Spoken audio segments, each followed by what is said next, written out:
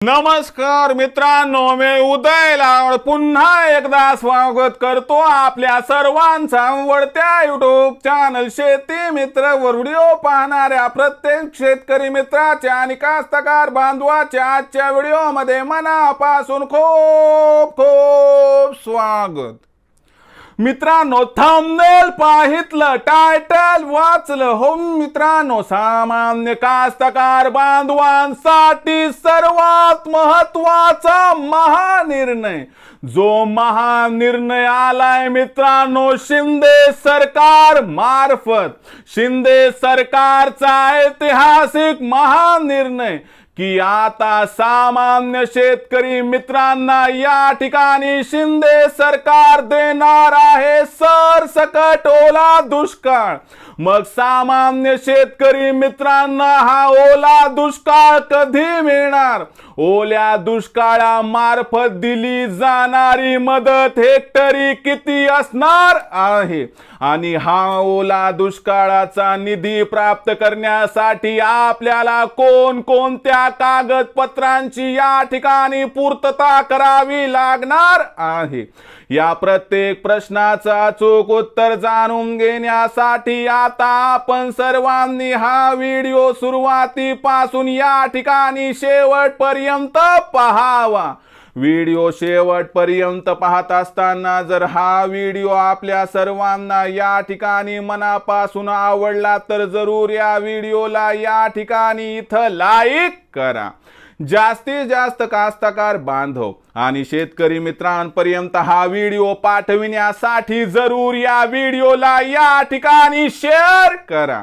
Share करण्यासाठी आपण personal WhatsApp number, WhatsApp group, Telegram group, Facebook, Instagram, Snapchat या social मीडियाच्या साधनांचा वापर करून जरूर या व्हिडिओची लिंक शेअर करा, ज्यामुळे माझ्या मायबाप शेतकरी मित्रांना आणि कास्तकार बांधवांना थोडासा आधार मिळेल। कारण मागच्या 72 तासांमध्ये जो त्या ठिकाणी पाऊस झालाय त्यामुळे माझ्या कास्तकार बांधवांचं कंबरडं मोडलंय, त्यांचं अतोनात नुकसान झालंय। या ठिकाणी ही असणारी अपडेट त्यांची जखम भरून काढू शकत नाही, परंतु काही प्रमाणात त्यांच्या वेदना कमी करू शकते, म्हणून हा व्हिडिओ जरूर शेअर करा। राहिला असेल आपलं सबस्क्राइब करायचं तर प्रत्येक मायबाप शेतकरी मित्राला आणि कास्तकार बांधवाला मी हात जोडून मनापासून या ठिकाणी कळकळीची विनंती करतो की मायबाप शेतकरी मित्रांनो आणि कास्तकार बांधवांनो, आपल्या सर्वांना तर या ठिकाणी मी आपलं मानलंय। आयुष्याच्या शेवटच्या श्वासापर्यंत आपल्या सर्वांना मी आपलंच मानणार। आपण देखील मला आपला आणि घरातील सदस्य या ठिकाणी मानत असाल तर या ठिकाणी चॅनलला जरूर सबस्क्राइब करा। चॅनलला सबस्क्राइब करण्यासाठी या व्हिडिओच्या डाव्या साईडला खालच्या बाजूस येऊन दिसणाऱ्या लाल रंगाच्या सबस्क्राइबच्या किंवा मराठीतील सदस्याच्या ऑप्शनला टच करा। त्यानंतर रंग बदलून बाजूला घंटीला ऑल या नोटिफिकेशनला ऑन करा, यामुळे येणारा प्रत्येक व्हिडिओ हा आपणास या ठिकाणी सतत मिळत राहतो। तर बघा मित्रांनो, सामान्य कास्तकार बांधवांसाठी सर्वात महत्वाची अपडेट की आता शिंदे सरकार सामान्य शेतकरी मित्रांना देणार आहे या ठिकाणी सरसकट ओला दुष्काळ। मग हा ओला दुष्काळ आपल्या सामान्य कास्तकार बांधवांना कधी मिळणार? हा ओला दुष्काळ हेक्टरी किती रुपयांपर्यंत असणार आहे आणि हा ओला दुष्काळ मिळवण्यासाठी आपल्याला कोणत्या कागदपत्रांची या ठिकाणी पूर्तता करावी लागणार आहे? अशी कोणती ती प्रोसेस आहे, अशी कोणती ती प्रक्रिया आहे की ज्यामुळे माझ्या सामान्य शेतकरी मित्राला जे अतोनात नुकसान मागच्या 72 घंट्यात झालंय ते नुकसान 100% या ठिकाणी भरून निघणार नाही, पण जर फूल नाही तर कमीत कमी फुलाची पाकळी या जखमेच्या या वेदनेची तीव्रता तरी कमी करू शकेल। तर मग आता बघूयात की शिंदे सरकारचा ओला दुष्काळ आपल्याला कधी मिळणार, किती मिळणार आणि यासाठी कोणत्या कोणत्या कागदपत्राची आपल्याला पूर्तता करावी लागणार आहे। तर बघा मित्रांनो, मागच्या 72 तासात आपण जर बघितलं तर मराठवाडा, त्यानंतर विदर्भ, त्यानंतर खानदेश आणि जो मध्य महाराष्ट्रातील बराचसा भाग आहे व त्याचबरोबर कोकणातील काही भाग, या ठिकाणी एवढा पाऊस झालाय मित्रांनो की काही ठिकाणी तर ढगफुटीपेक्षाही दुप्पट पाऊस झालाय. उभी पिकं पाणीमय झाली नाहीत फक्त, तर ती उभी पिके जशास तशी आडवी पडलीत. काही जमिनी तर त्या ठिकाणी पूर्णतः वरचा त्यांचा थर निघून गेलाय, घासून गेल्यात. मग अशा परिस्थितीमध्ये शिंदे सरकारने तातडीनं त्या ठिकाणी जी घोषणा केली की बाबा पंचनामे करा आणि पंचनामे करून कास्तकार बांधवांना त्या ठिकाणी तात्काळ मदत पुरवा. यावर युद्धगतीनं काम त्या ठिकाणी सुरू जरी झालं असलं तरी सगळ्यात महत्त्वाची गोष्ट की समोर येणाऱ्या निवडणुका बघितल्या. मागच्या लोकसभेला जो त्या ठिकाणी नाही म्हटलं तरी पराभवाचा सामना मराठवाडा विदर्भातून करावा लागला. तर या गोष्टी पुन्हा पुन्हा घडू नयेत म्हणून शिंदे सरकार प्रत्येक पाऊल जपून उचलते. त्यात हा खूप जास्त पाऊस झाला. मग शिंदे सरकार समोरील निवडणुकांना डोळ्यासमोर ठेवून सरसगट कास्तकार बांधवांना ओला दुष्काळ देण्याच्या इथं तयारीत आहे. मग हा ओला दुष्काळ आपल्याला कधी मिळणार?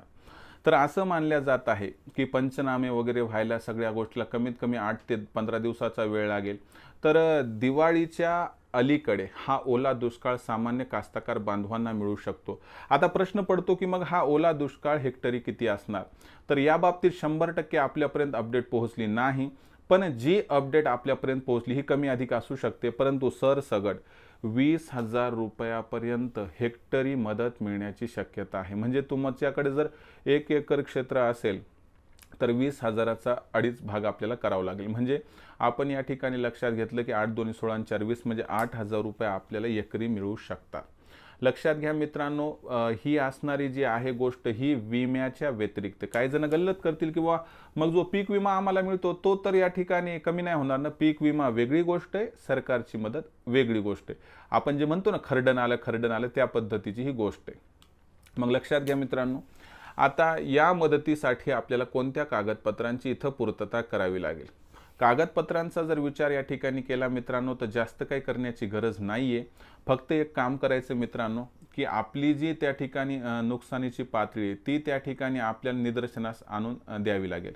म्हणजे काय करावं लागेल की जसं ई पीक पाहणीमध्ये आपण काय करतो, ॲक्सेस रेनफॉल वा आमच्याकडे खूप जास्त पाऊस कमी वेळात झाला तर अशा परिस्थितीमध्ये पिकाचं म्हणजे आमच्या उभ्या पिकाचं नुकसान झाले अशी तक्रार आपल्याला करावी लागेल. ही तक्रार ई पीक पाहणीत आपण ऑनलाईन करतो.